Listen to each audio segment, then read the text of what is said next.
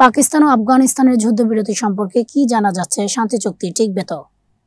এক সপ্তাহের রক্তক্ষয়ী সংঘর্ষের পর পাকিস্তান ও আফগানিস্তান তাদের সীমান্তে তাৎক্ষণিক যুদ্ধবিরতিতে সম্মত হয়েছে।